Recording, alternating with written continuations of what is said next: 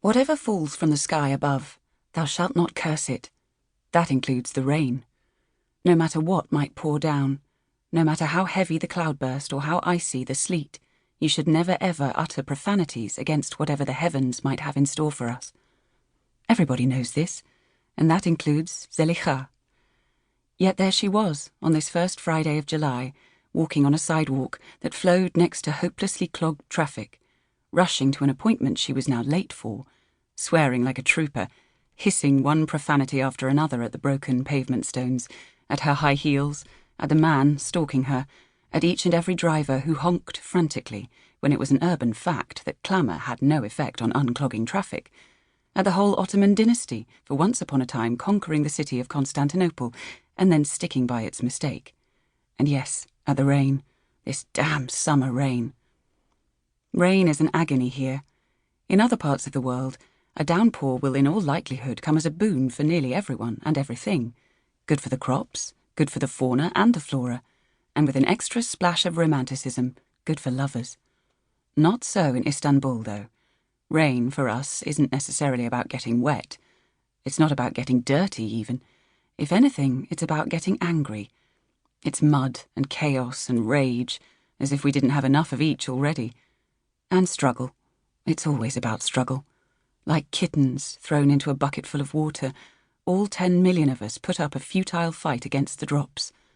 It can't be said that we are completely alone in this scuffle, for the streets, too, are in on it, with their antediluvian names stenciled on tin placards, and the tombstones of so many saints scattered in all directions, the piles of garbage that wait on almost every corner, the hideously huge construction pits, soon to be turned into glitzy modern buildings, and the seagulls.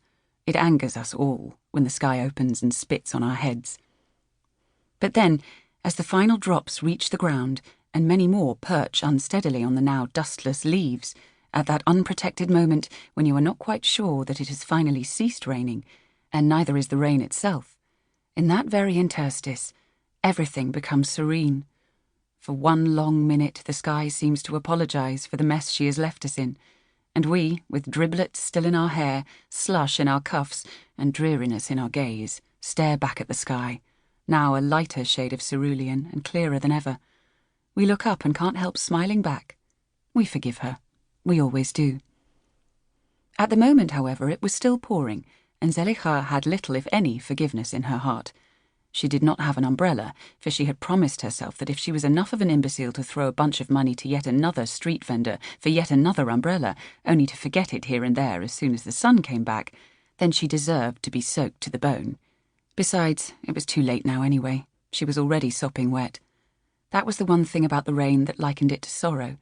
You did your best to remain untouched, safe and dry, but if and when you failed, there came a point in which you started seeing the problem less in terms of drops than as an incessant gush, and thereby you decide you might as well get drenched. Rain dripped from her dark curls onto her broad shoulders. Like all the women in the Kaznci family, Zeliha had been born with frizzy, raven-black hair, but unlike the others, she liked to keep it that way. From time to time her eyes of jade green, normally wide open and filled with fiery intelligence, squinted into two lines of untainted indifference inherent only to three groups of people, the hopelessly naive, the hopelessly withdrawn, and the hopelessly full of hope. She being none of these, it was hard to make sense of this indifference, even if it was such a flickering one. One minute it was here, canopying her soul to drugged insensibility. The next minute it was gone, leaving her alone in her body. Thus she felt on that first Friday of July, desensitized, as if anesthetized, a powerfully corrosive mood for someone so zestful as she.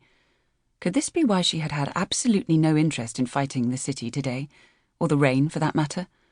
While the yo-yo indifference went up and down with a rhythm all its own, the pendulum of her mood swayed between two opposite poles, from frozen to fuming.